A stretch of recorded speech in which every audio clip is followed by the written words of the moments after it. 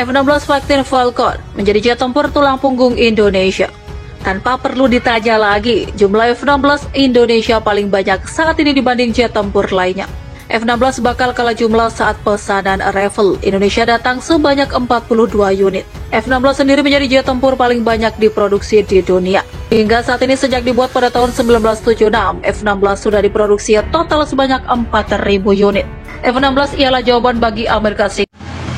Assalamualaikum warahmatullahi wabarakatuh. Jumpa lagi dengan Abasu dari Abasu Channel. Kali ini saya akan membahas tentang TNI AU yang berhasil mengupgrade pesawat tempur F-16 Indonesia dalam program NS Mid Life Update atau MLU dan The Falcon Structural Augmentation Roadmap atau Falcon Start yang dilakukan TNI AU dibantu PT Dirgantara Indonesia, di mana dalam proyek ini melibatkan Lockheed Martin, pengawas dari pabrik F-16 di Amerika Serikat. Meskipun menemui beberapa kendala, namun program Falcon Start dan MLU dirasa berhasil melahirkan pesawat perdana untuk kembali mengudara di langit Indonesia. Kepala Staf Angkatan Udara juga menjelaskan program Falcon Start dan MLU bertujuan untuk meningkatkan kemampuan airframe, avionik, dan armamen sistem pesawat F-16A atau B Block 15 serta memaksimalkan usia pakainya menjadi 8.000 actual flying force. Bagaimana kelanjutannya? Mari kita saksikan video berikut ini. Check it out.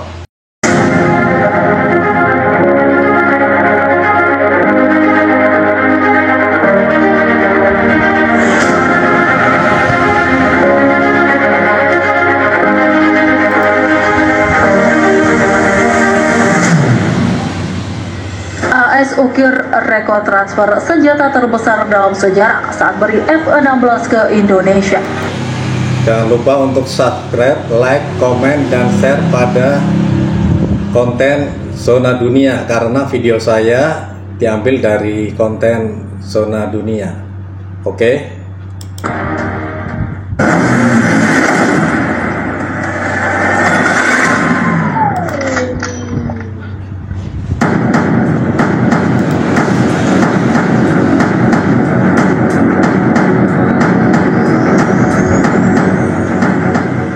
F-16 Fighting Falcon menjadi jet tempur tulang punggung Indonesia.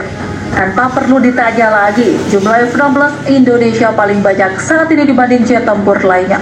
F-16 bakal kalah jumlah saat pesanan Ravel Indonesia datang sebanyak 42 unit. F-16 sendiri menjadi jet tempur paling banyak diproduksi di dunia. Hingga saat ini sejak dibuat pada tahun 1976, F-16 sudah diproduksi total sebanyak 4.000 unit. F-16 ialah jawaban bagi Amerika Serikat kepada negara mitranya yang ingin mempunyai jet tempur murah namun letal.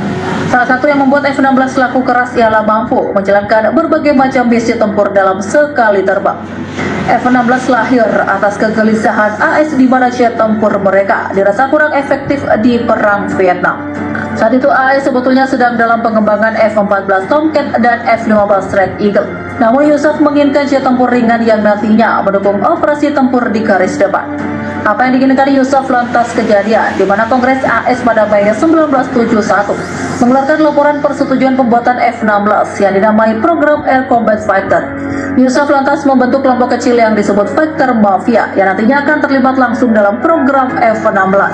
Dua manufaktur Dirgantara, yakni General Dynamics dan Northrop Grumman, mengajukan masing-masing prototipenya untuk dikontrak AS. General Dynamics mengeluarkan YF-16, sementara Northrop menelurkan YF-17. Fighter Mafia Yusuf lantas memilah dan memilih dari keduanya dan YF-16 lah yang akan dimasukkan ke lini produksi. YF-17 sendiri kalah, namun setelahnya ia dipakai oleh US Navy untuk mengembangkan F-18 Hornet. Yusuf mengorder 650 unit YF-16 dan mengubah namanya menjadi F-16 Fighting Falcon. Indonesia termasuk menjadi negara yang memakai F-16AB versi awal dari Fighting Falcon. Tahun 1980-an berangsur-angsur, F-16 datang ke Indonesia setelah mengalahkan kakak Ravel yakni Mirage 2000. Meski Indonesia sempat diembargo militer oleh AS pada tahun 1995 sampai 2005, negeri ini tak kapok memiliki F-16. Melalui program Peace Bima Sena 2, Indonesia mendapat hibah F-16 dari AS.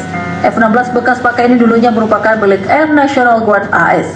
Ke-24 unit F-16 itu juga mengalami upgrade skala besar dulu setelah didiamkan sangat lama di AMARS alias 309 Aerospace Maintenance and Regeneration Group di Arizona AS. 309 Aerospace Maintenance dan Regeneration Group merupakan tempat kuburan pesawat-pesawat AS yang tak terpakai atau dimatisurikan sejarah sebelum akhirnya aktif lagi bila pecah perang. Meski gratisan, nyatanya Indonesia harus mengeluarkan duit lumayan banyak untuk mengupgrade F-16-nya menjadi Blok 52. Tahu jika Indonesia kesengsem dengan F-16, Lockheed Martin selaku pabrikan mulai mengiming-imingi Indonesia dengan varian tercanggih Fighter Falcon yakni Blok 72 Viper. Tak tanggung-tanggung Lockheed Martin akan memberikan semua kebutuhan, bahkan transfer teknologi bila Indonesia membeli F-16 Viper. F-16 Blok 72 adalah versi terbaru dari F-16 yang memberikan teknologi mutakhir kepada Angkatan Udara Indonesia. Dalam konfigurasi F-16 tercanggih yang ada di pasaran saat ini, F-16 Blok 772 versi produksi terbaru dari F-16 menggabungkan peningkatan kemampuan F-16 dan peningkatan struktural. Kemampuan baru berdasarkan konfigurasi lanjutan F-16 Blok 772. Kehidupan struktural lebih dari 50% di luar pesawat F-16 produksi sebelumnya. Indonesia juga akan memperoleh radar AESA mirip punya F-35 hingga pot penargetan untuk membantu F-16 Viper menembak target tepat sasaran. Konfigurasi F-16 Blok 72 mencakup radar aktif electronically scanned array atau AESA canggih dan berbagai infus teknologi avionik termasuk komputer misi dan prosesor layar. Layar resolusi tinggi 6x8 format besar, sistem peperangan elektronik internal, jaringan data berkecepatan tinggi bervolume tinggi, dan menggabungkan tautan data canggih yang memungkinkan IDAF beroperasi di lingkungan data net-centric. Kemampuan operasional Blok 772 lebih ditingkatkan melalui data link canggih, plat penargetan dan senjata navigasi GPS presisi dan sistem penghindaran tabrakan tanah otomatis. Soal radar AESA, Lockheed Martin bergaskan RPG-83 milik F-16 Viper setanding dengan milik F-35 bahkan F-22 Raptor. Radar RPG-83 AESA Northrop Grumman yang canggih memberikan kesadaran situasional yang lebih besar, fleksibilitas dan penargetan segala cuaca yang lebih cepat. RPG-83 memberi pilot detail area target yang belum pernah ada sebelumnya dan tampilan peta digital yang dapat disesuaikan dengan fitur slave dan zoom. RPG-83 menyediakan F-16 dengan kemampuan radar tempur generasi kelima dengan memanfaatkan kesamaan perangkat keras dan perangkat lunak dengan radar AESA F-22 dan F-35. Untuk senjata F-16 Viper mampu menggotong rudal dan bom buatan NATO apapun itu jenisnya. Kemudian soal biaya operasional, Lockheed Martin menjamin keiritan F-16 Viper. Apalagi Indonesia sudah diberi fasilitas MLU oleh Lockheed Martin, membuat negeri ini bisa lebih hebat lagi bila membeli keluarga Fighting Falcon. F-16 terus mengungguli pesaingnya dalam biaya siklus hidup, biaya per jam dan tingkat ketersediaan pesawat tempur. Biaya operasi rendah F-16 adalah 3.040% lebih rendah dari platform generasi keempat lainnya dan 3-4 kali lebih sedikit daripada pesawat tempur bermesin ganda yang lebih besar. F-16 Fighting Falcon menjadi jet tempur tulang punggung Indonesia. Tanpa perlu ditanya lagi, jumlah F-16 Indonesia paling banyak saat ini dibanding jet tempur lainnya. F-16 bakal kalah jumlah saat pesanan arrival. Indonesia datang sebanyak 42 unit. F-16 sendiri menjadi jet tempur paling banyak diproduksi di dunia. Hingga saat ini sejak dibuat pada tahun 1976, F-16 sudah diproduksi total sebanyak 4.000 unit. F-16 ialah jawaban bagi Amerika Serikat kepada negara mitranya yang ingin mempunyai jet tempur murah namun letal. Salah satu yang membuat F-16 laku keras ialah mampu menjalankan berbagai macam misi tempur dalam sekali terbang. F-16 lahir atas kegelisahan AS. F-16 lahir atas kegelisahan AS di mana jet tempur mereka dirasa kurang efektif di perang Vietnam. Saat itu AS sebetulnya sedang dalam pengembangan F-14 Tomcat dan F-15 Red Eagle. Namun Yusuf menginginkan jet tempur ringan yang nantinya mendukung operasi tempur di garis depan. Apa yang diinginkan Yusuf lantas kejadian di mana Kongres AS pada Mei 1971.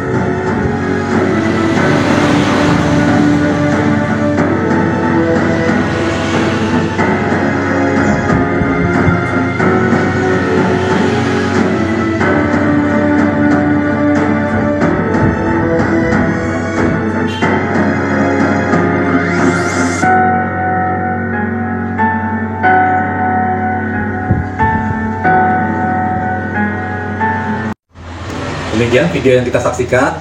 Semoga yang kita harapkan, sebagai bangsa Indonesia kita wajib bangga yang mampu mengupgrade pesawat F-16 menjadi lebih canggih dan setara dengan pesawat yang paling baru, yang mampu membawa persenjataan rudal jarak jauh dilengkapi radar avionik terbaru, sehingga 9 pesawat lainnya dapat segera kembali terbang di angkasa.